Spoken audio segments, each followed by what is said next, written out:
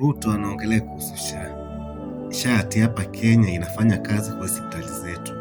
Ruto, hizo ni propaganda hizo. Hiyo ni utapeli kabisa. Hakuna SHA inafanya kazi kwa hospitali zetu Ruto. Hakuna kabisa. Wakenya wanaumia kabisa. Wakenya wanateseka. Wakitaka madawa waende nje. Kila kitu hospitali ni kutumia pesa. Unapata Mkenya amelipia SHA na haifanyi kabisa, inakuwa failure. Asa Ruto, wacha kuja kupiga simu za uongo ukipigia watu wa hospitali huko, na hiyo ni uongo. Watu wanadanganya SHA inafanya kazi na haifanyi. Ruto, ungekuwa kama unapenda mwananchi, ungekuwa unaingia hospitali kwa hospitali, ukiona kazi SHA inafanya, wananchi wanahudumiwa, wananchi wanapata haki yao.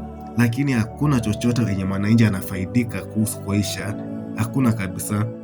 Tuongee reality Ruto.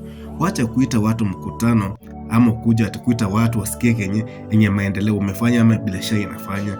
Hebu tembea hospitali zote. Anza moja kwa moja. Anza kuonana na wagonjwa hana kwa hana. Tuoneshe, ukitembelea wagonjwa tujue wagonjwa watakuambia nini. Mambo za simu za uongo hiyo hatupendi na tutaki. Wacha kufiksi Wakenya. Wakenya wamechoka na hii uongo unawadanganya sasa peupe, na hakuna kitu inafanyika huko hospitali. Ukituletee mambo ya SHA haifanyi kabisa. SHA iliibiwa na Ndwale, na Ndwale ndiye amefaidika na hiyo SHA kwa pesa ya Wakenya wanatoa wakilipia SHA. Ndwale anachukua hizo pesa anaenda kujengea magorofa. Alafu hapo unatuambia SHA inafanya.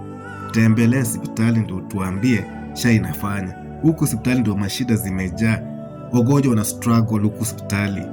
Wagonjwa wanateseka hospitali. Alafu hapo unakuja unatuambia mambo ya SHA. Ingekuwa SHA imeimarika, tungekuwa hata sisi wenyewe tunasifu SHA.